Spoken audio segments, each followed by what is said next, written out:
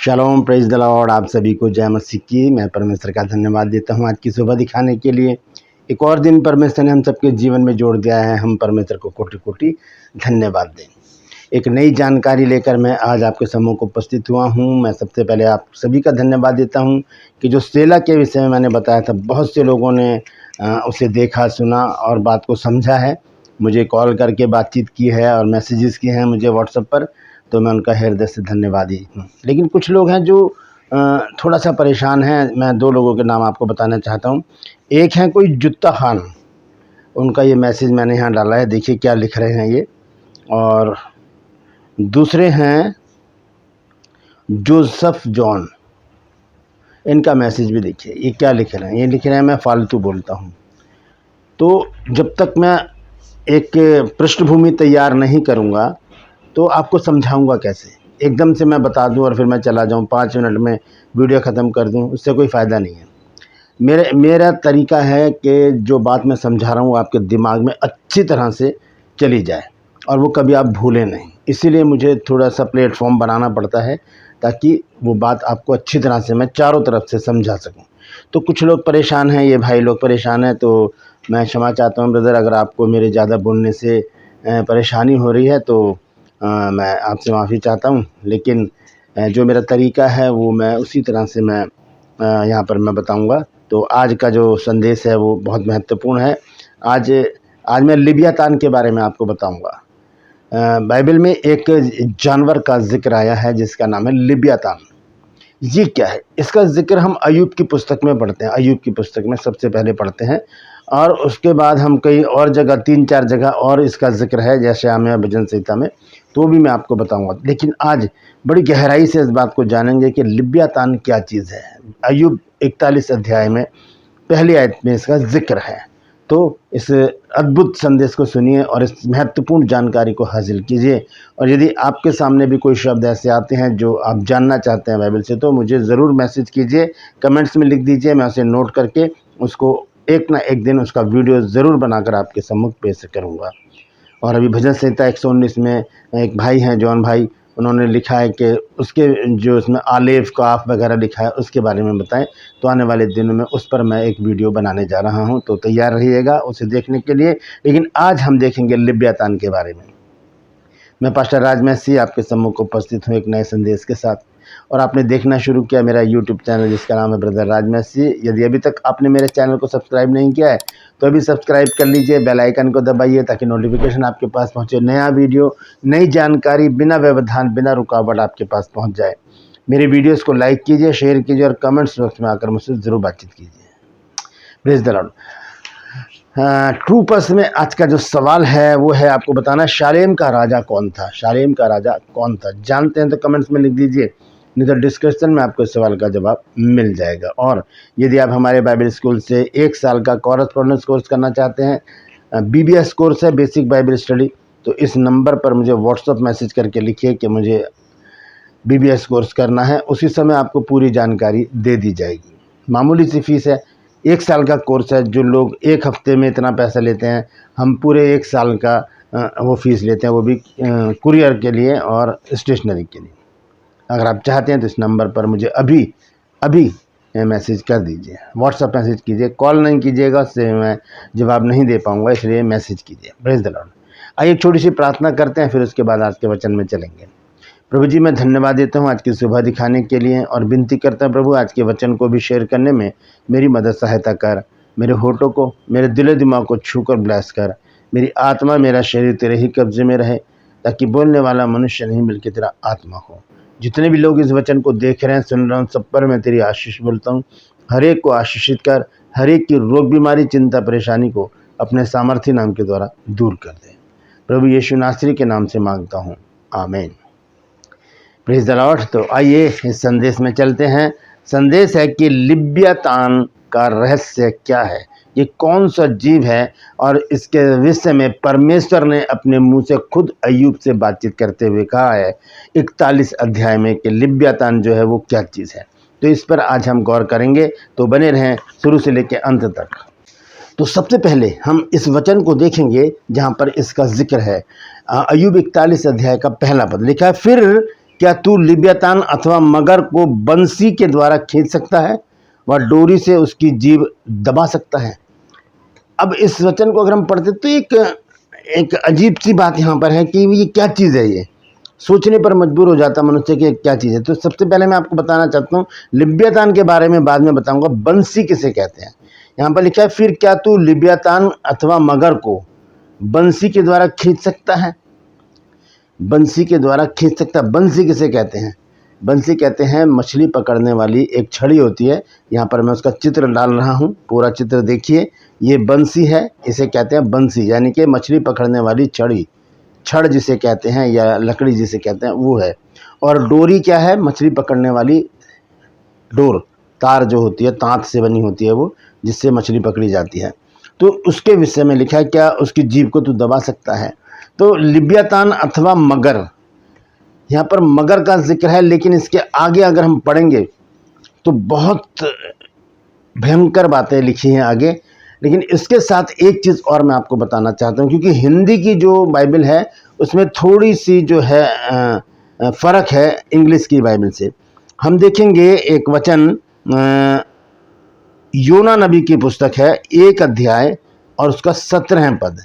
देखिए यहाँ पर लिखा है, यहोवा ने एक बड़ा सा मगरमच्छ ठहराया था कि योना को निगल ले, और योना उस मगरमच्छ के पेट में 3 दिन और 3 रात रहा। अब यहाँ पर लिखा है मगरमच्छ, लेकिन इंग्लिश की बाइबल में अगर हम पढ़ें, इंग्लिश की बाइबल में KJV में, तो वहाँ पर मगर नहीं लिखा है, वहाँ पर लिखा है फिश, ग्रेट फिश। यहाँ पर इंग्लिश की बाइबल में देखिए क्या लिखा है, Lord had prepared a great fish to swallow up Jonah, and Jonah was in the belly of the fish 3 days and 3 nights। यहाँ पर फिश और ग्रेट फिश लिखा है। तो फिश में और मगर में बहुत फ़र्क है। और यहाँ पर अगर हम देखें कि मगर लिखा है, तो यहाँ पर ज़रूरी नहीं कि मगर मच्छी हो। यहाँ पर हम इसको देख सकते हैं कि इसका अर्थ क्या है, लिव्यातान क्या चीज़ है। तो हम देखते हैं, एक पद और है मैं जो आपके सामने रखना चाहता हूँ हिंदी और इंग्लिश की बाइबल से। हिंदी की बाइबल में भजन संहिता 103 अध्याय 1 अध्याय के 3 पद में लिखा है कि वह उस वृक्ष के समान है जो बहती नालियों के किनारे लगाया गया है और अपनी ऋतु में फलता है, जिसके पत्ते कभी मुरझाते नहीं, इसलिए जो कुछ वह पुरुष करे वो सफल होगा। लेकिन यहाँ पर लिखा नालियों, लेकिन इंग्लिश की बाइबल में लिखा है भजन संहिता 1 अध्याय के 3 पद में, and he shall be like a tree plant by the reverse. यहाँ पर क्या लिखा है? रिवर्स, यानी कि नदियाँ, नदियों के किनारे जो पेड़ लगाए गए। तो ये फ़र्क है हिंदी और इंग्लिश में। तो यहाँ पर अगर मगर लिखा है तो ज़रूरी नहीं कि वो मगरमच्छी हो, वो एक आगे उसको बहुत भयंकर तरीके से बताया गया, उसका जो आकार है, उसका जो तरीका है, उसकी जो प्रभाव परमेश्वर ने बताया वो बहुत भयंकर है। तो इसके हिसाब से वो कुछ और ही चीज़ है। तो हम देखते हैं यहाँ पर अय्यूब 41 के पहले आयत में लिखा है कि लिव्यातान एक बहुत रहस्यमय जीव का नाम है। मैं आपको बताना चाहता हूँ, मैं आपको फिर बता दूं कि मैंने लिखा हुआ है, मैं याद नहीं कर सकता, मैं इसको पढ़कर आपको बताऊंगा। और इस अध्याय में परमेश्वर अय्यूब से प्रश्न करते हुए उसकी शक्ति और मनुष्य के सामने उसकी असाधारण सामर्थ्य का वर्णन करते हैं। परमेश्वर बताने की यह है क्या चीज़, लिव्यातान।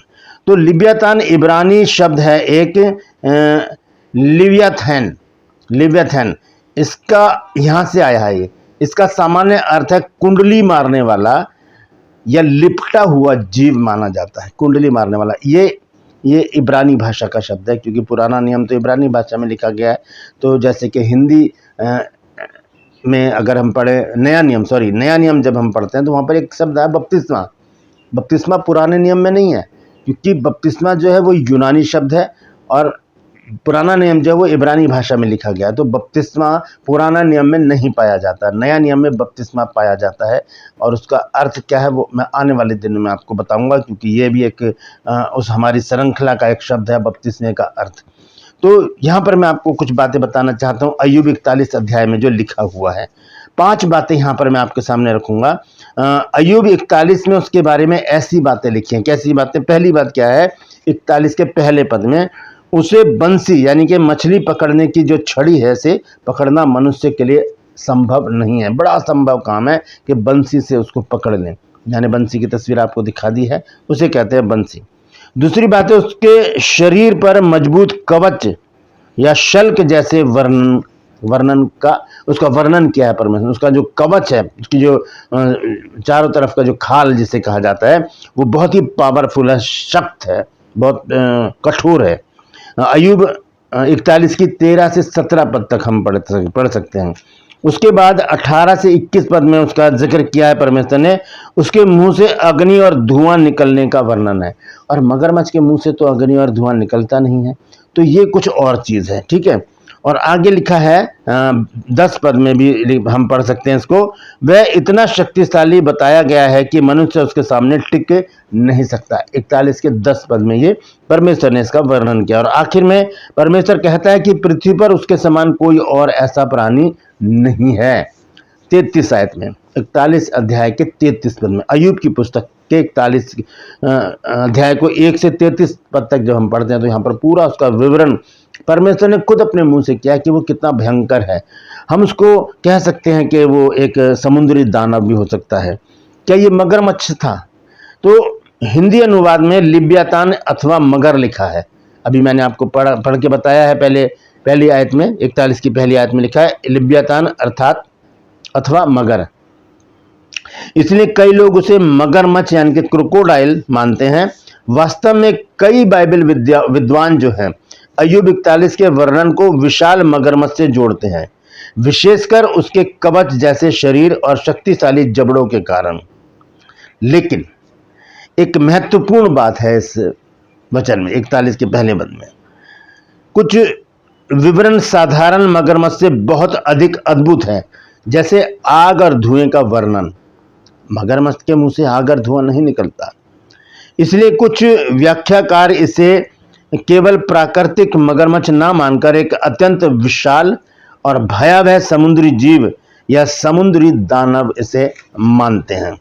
तो बाइबल में लिब्यातान के जो अन्य जो विवरण हैं वो हैं भजन संहिता 74 अध्याय, और उसका जब हम पढ़ते हैं 14 पद, तो वहाँ पर भी इसका जिक्र किया गया है। तो वहाँ पर हम समझ जाएंगे इसके बारे में। भजन संहिता 74 अध्याय और उसका 14 पद, यहाँ पर देखिए लिखा है, तूने तो लिब्यातानों के सिर टुकड़े टुकड़े करके जंगली जंतुओं को खिला दिए। ये परमेश्वर की पावर को यहाँ पर बताया जा रहा है। परमेश्वर वहाँ से अय्यूब को कह रहे कि तू उसे बंसी से नहीं पकड़ सकता, लेकिन यहाँ पर दाऊद कह रहा है तूने तो लिब्यातान को तहस नहस कर दिया है। और भजन संहिता 104 में भी इसका जिक्र है। वहाँ पर देखिए दाऊद क्या कहते हैं 26 आयत में, भजन संहिता 104 की 26 आयत, यहाँ पर लिखा है, उसमें जहाज भी आते जाते हैं और लिब्यातान भी, जिसे तूने वहां खेलने के लिए बनाया है।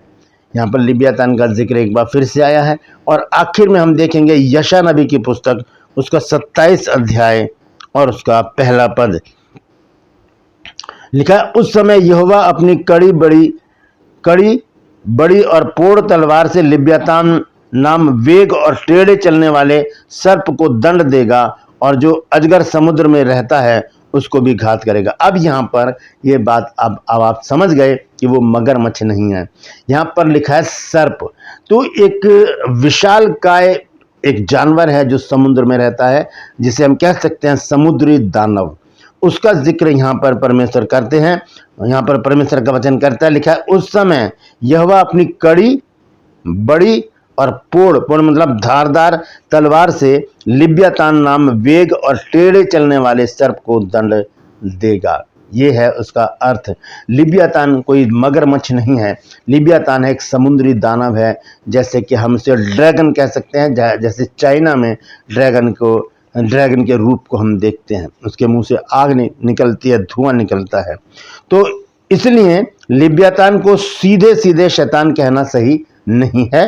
कुछ स्थानों पर यह प्रतीकात्मक भाषा में बुराई या अराजकता के शक्तियों का चित्रण करता है, लेकिन अय्यूब 41 में मुख्य जोर परमेश्वर की सृष्टि और उसकी महान सामर्थ्य पर है। कि परमेश्वर क्या क्या कर सकता है। और भी हम देखते हैं, डायनासोर के बारे में देखते हैं, वो भी परमेश्वर के द्वारा बनाई गई चीज़ें हैं। तो यहाँ पर आज हमने लिव्यातान के बारे में जाना है। लिव्यातान एक समुद्री दानव है, वो मगरमच्छ नहीं है। हमने देखा है यशायाह 27 के पहले पद में, वो ऐसा एक सर्प है, टेढ़ा चलने वाला सर्प, एक अजगर है, एक बहुत विशालकाय एक जानवर है, जिसकी जो खाल है, सांप की खाल तो बहुत नरम होती है, लेकिन वो उसको बदलता भी है, लेकिन उसके जो खाल, उसका जो कवच है वो बहुत कड़ा बताया गया है। जैसे कि मैंने आपको बताया है 41 की 13 से 17 पद में अय्यूब में, कि उसका जो कवच है वो बहुत कड़ा है। तो ये है वो लिव्यातान। तो आज आप लिव्यातान के बारे में जान गए हैं। अगर आज आपने कुछ नया सीखा है तो कमेंट्स में ज़रूर लिखिए और बताइए आपने क्या नया सीखा है। और मैं भाई लोगों से एक बार फिर से विनती करता हूं कि आप ऐसी भाषा का प्रयोग ना करें। मैं फालतू नहीं बोलता हूं, जो परमेश्वर मुझसे बुलाता है यहाँ बैठकर मैं वही बोलता हूं। अपनी तरफ से मैं कुछ भी नहीं बोलता। हाँ, जानकारियाँ देना मेरा फ़र्ज़ है, जो भी हमारे काम है वो उसको हम कर रहे हैं मिनिस्ट्री के द्वारा, तो वो मुझे यहाँ पर बताना ज़रूरी होता है। तो मैं परमेश्वर का धन्यवाद देता हूँ आज के सुंदर वचन के लिए। अगर आपने नया सीखा है तो ज़रूर बताइएगा। ट्रूपर्स में आज का सवाल है, आपको बताना है कि शालेम का राजा कौन था। शालेम का राजा कौन था, जानते हैं तो कमेंट्स में लिख दीजिए, नहीं तो डिस्क्रिप्शन में आपको सवाल का जवाब मिल जाएगा। और यदि आप हमारे बाइबल कॉलेज से 1 साल का कॉरेस्पॉन्डेंस कोर्स करना चाहते हैं तो इस नंबर पर मुझे व्हाट्सअप मैसेज करके लिखिए कि मुझे BBS कोर्स करना है। BBS मतलब बेसिक बाइबल स्टडी। आपको पूरी जानकारी उसी समय दे दी जाएगी। और यदि अभी तक आपने मेरे चैनल को सब्सक्राइब नहीं किया तो अभी सब्सक्राइब कर लीजिए, बेल आइकन को दबाइए ताकि नोटिफिकेशन आपके पास पहुंचे। नया वीडियो, नई जानकारियां बिना व्यवधान, बिना रुकावट आपके पास पहुंच जाएं। मेरे वीडियोस को लाइक कीजिए, शेयर कीजिए, कमेंट्स बॉक्स में आकर मुझसे ज़रूर बातचीत कीजिए। Praise the Lord. आज के लिए बस इतना ही। फिर मिलूंगा एक नए संदेश के साथ, एक नया वीडियो लेकर। तब तक के लिए मुझे इजाज़त दीजिए, लेकिन अपना और अपनों का ख्याल रखिए। और यदि आपके मन में भी कोई ऐसा शब्द है जो बाइबल में आता है और आपको समझ में नहीं आता तो मुझसे ज़रूर पूछिए, मैं पूरी कोशिश करूँगा उसे बताने की। Praise the Lord. परमेश्वर आप सबको आशीष दे।